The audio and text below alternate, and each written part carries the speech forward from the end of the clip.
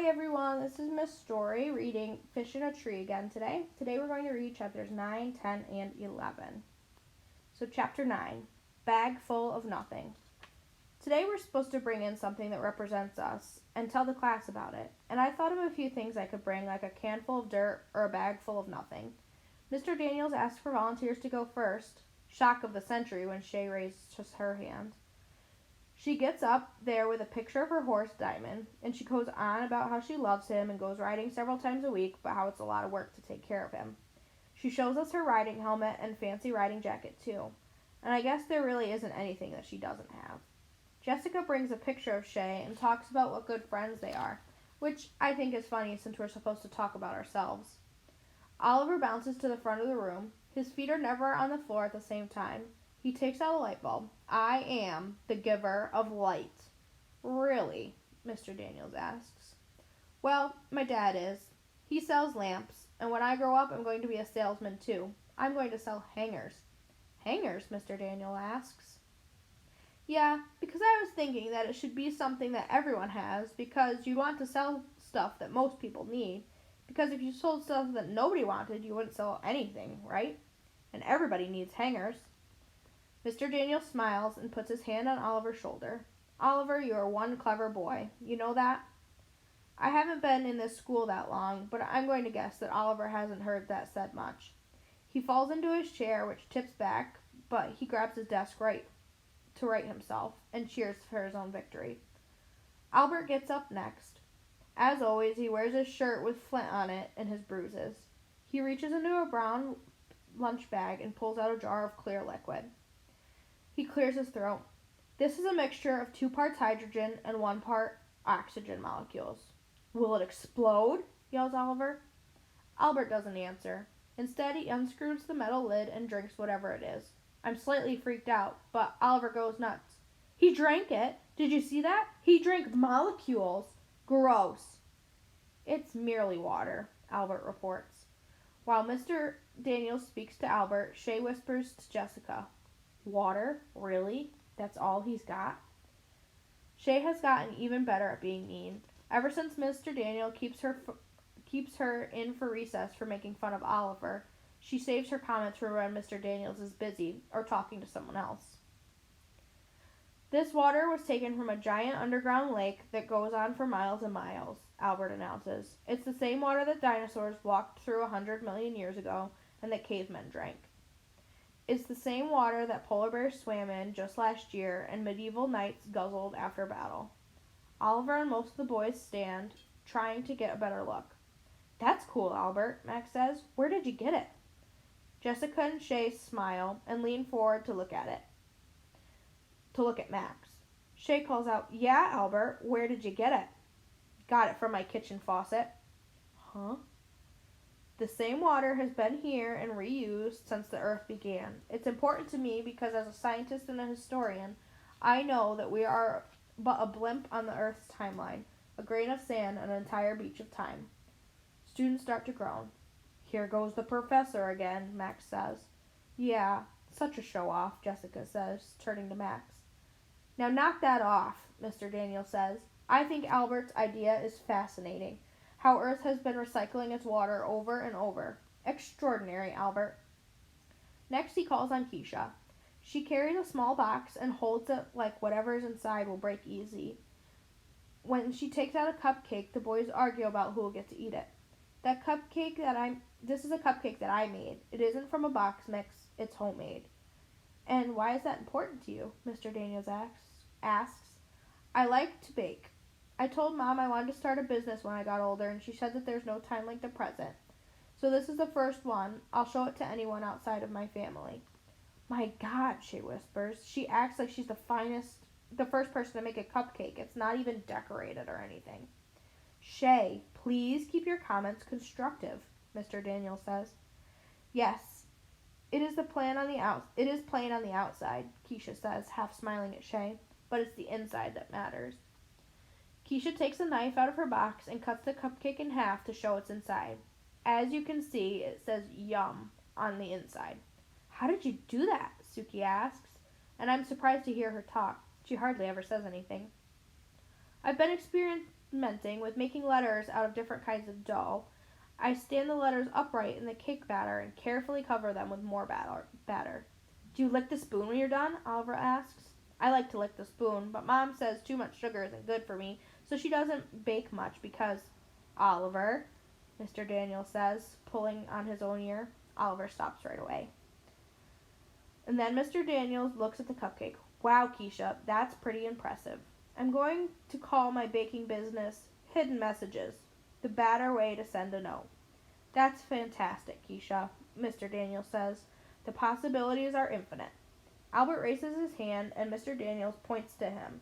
The possibilities are not, in fact, infinite, as she would eventually run out of appropriate letter combinations, and the number of letters to be used in each cake would be limited as well.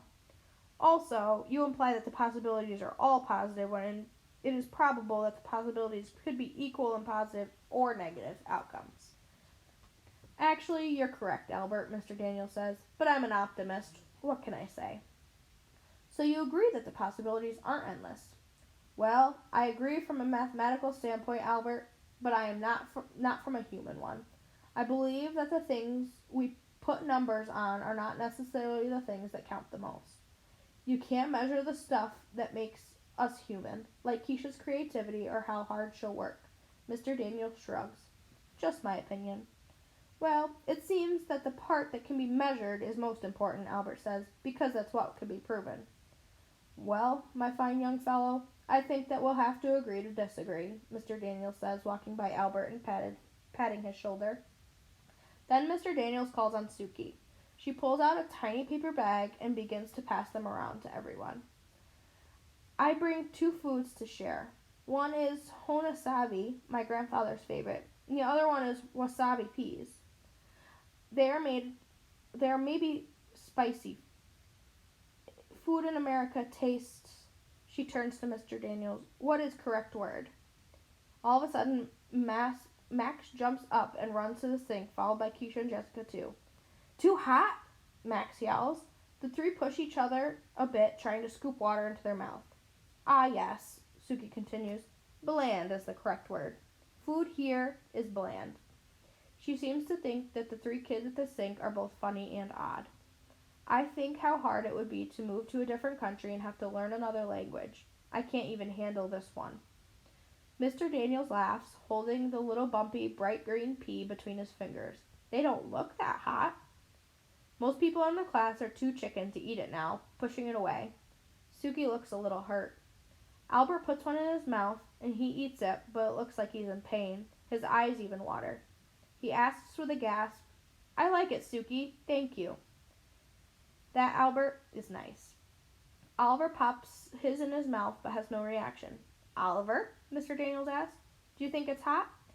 Nah, I'm the only one in my family that can finish a fireball without taking it out of my mouth.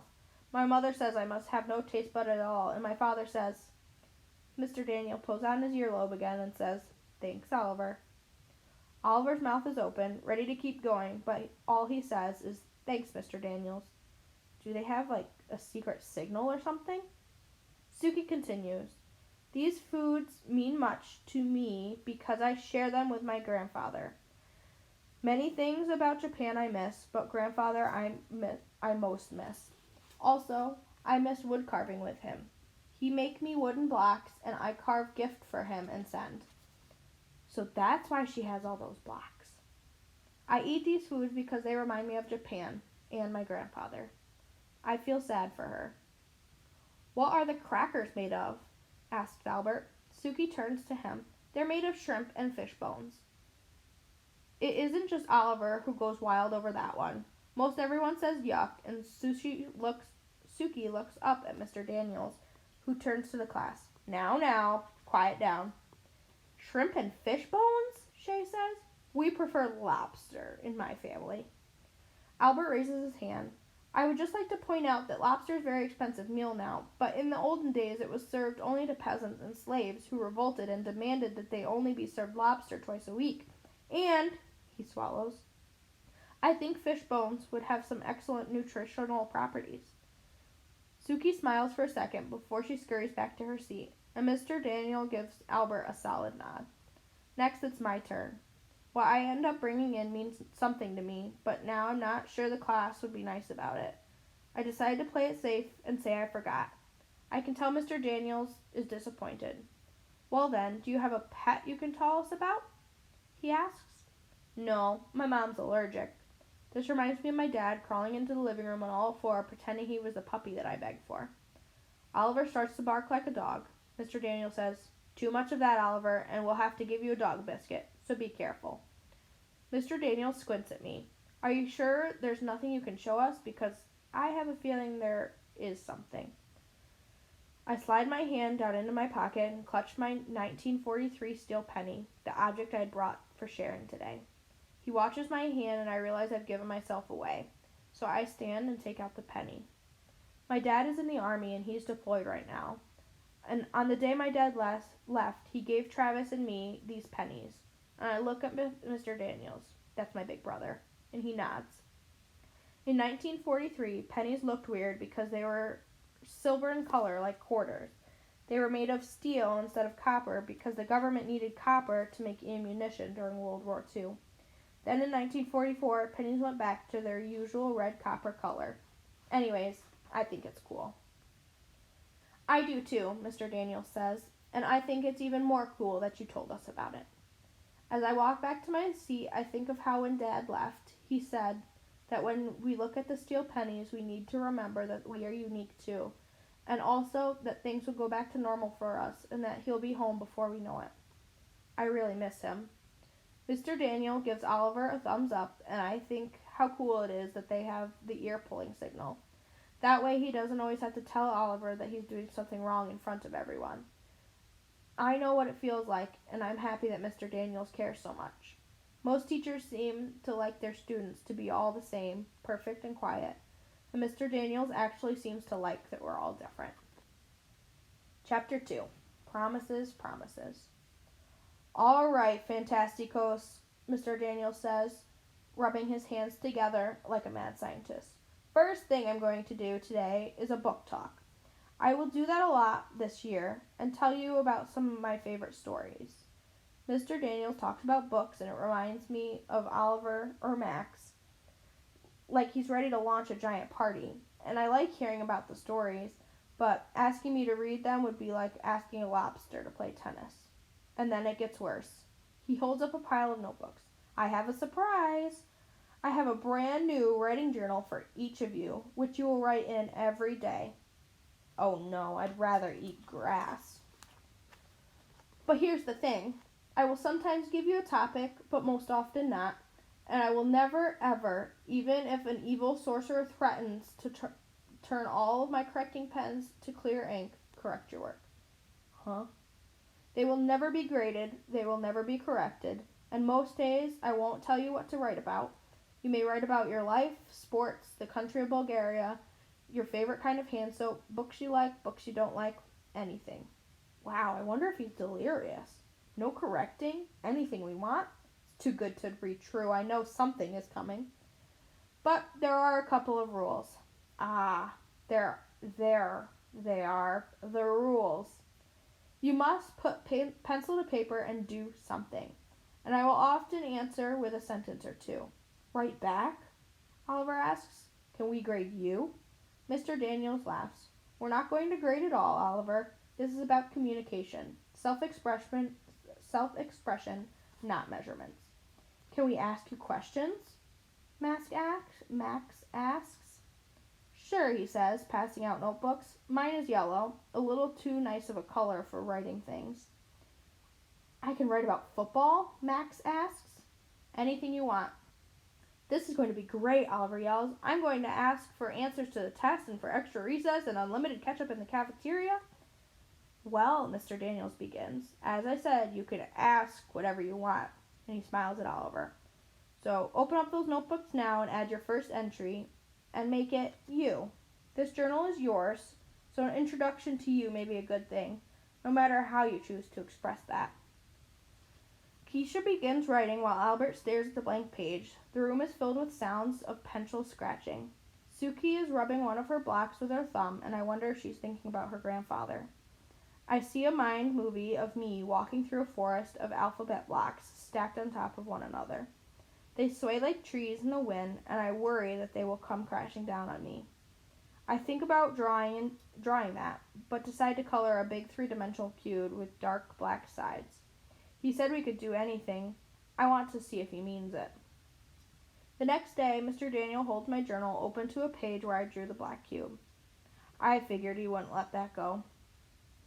He holds his palm facing me and says, I know I said I'd never correct you, and I'm not going to. I'm just wondering if you would mind telling me what this means. Do you like the color black? Does it mean something to you? Either way, it's okay. And I think of the kind of things that it might make him mad and remember how he said a person can be too good at the wrong things. Maybe I don't want to get in trouble this time. It's a picture of a dark room. Oh, why would you draw a picture of a dark room? He looks serious now. It's supposed to be something about us. Why would a dark room have something to do with you, Allie? His voice is soft, really soft. I swallow hard, because in a dark room, no one could see me. He stares down at my black cube, and then he clears his throat before looking back up. Okay, thank you for being honest, Allie. I'm so relieved that he isn't mad. Allie, he pauses, can you tell me why you don't want to be seen? I think that it would just be easier to be invisible. Why? I shrug. I want to give him an answer, but I have both too many words and not enough.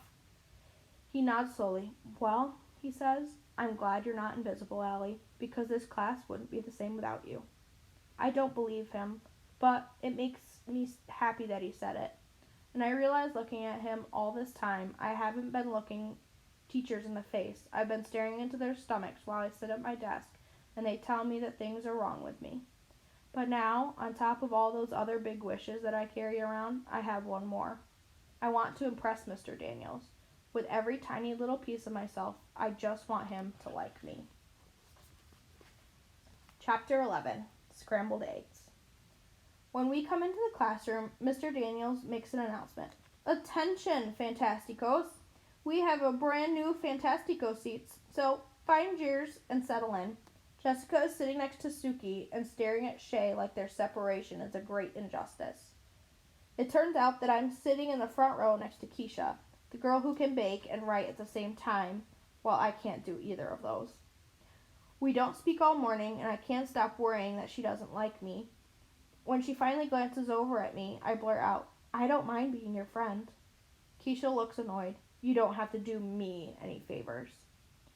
No, I said, trying to undo what I didn't mean to say. I just mean... And then I stopped because I don't know what I meant, and I'm nervous and embarrassed, and that is never good when I'm trying to say something. Every word is another shovelful of dirt in the hole I've dug for myself, so I figure my best bet is to shut my mouth. But the silence gets too long and too loud, so I try to think of something to say. I always knew what to say to my grandpa, and he always knew what to say to me, and I wish he were here to whisper in my ear. And then I think of Alice, and how she argued with Humpty Dumpty about using the right words. And I turn to Keisha and blurt out, Do you like eggs? Eggs? She asks. Oh no, she thinks I'm a barrel full of crazy, but I keep going because sometimes my tongue just goes on without my say-so. Yeah, I love eggs, scrambled eggs, fried eggs, poached on toast and boiled eggs. I love peeling the shell off of boiled ones, don't you? I even like egg salad, which my brother won't eat even if someone holds him down. Her eyebrows scrunch up, reminding me of angry caterpillars. That's incredibly interesting. Then she searches inside of her desk for something. I know this move. It's a polite way of ignoring me. A lot of people do it. Finally, I put my head down. Grandpa used to say that Alice in Wonderland falling down the rabbit hole was just like real life. I didn't used to understand what he meant, but now I do. There can't be any place on earth scarier than a school cafeteria. I hold my tray so tight my fingers hurt. I hear, Hey, Allie. It's Shay, and she's standing by Jessica and a few others. Yeah, I asked. Do you want to sit with us for lunch? Of course I don't want to sit with them, but I'm getting tired of sitting alone and having everyone else see me sit alone. Besides that, Shay, Jessica, and other girls all have woven friendship bracelets, and I have never had that kind of friends who have matching bracelets, but I've always wanted them. It's like the bracelets tell the world that the person wearing it has someone who cares about them. Not like a family member that has to care, but someone who just likes you. I want to feel a part of something. Anything, I guess. Shay is overly happy that I've said yes.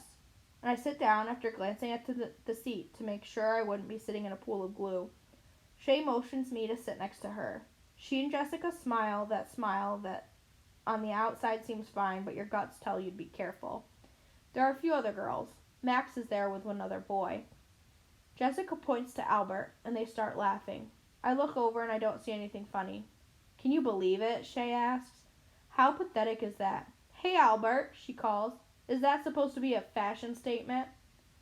And I still don't get it. He's wearing his usual Flint shirt and jeans.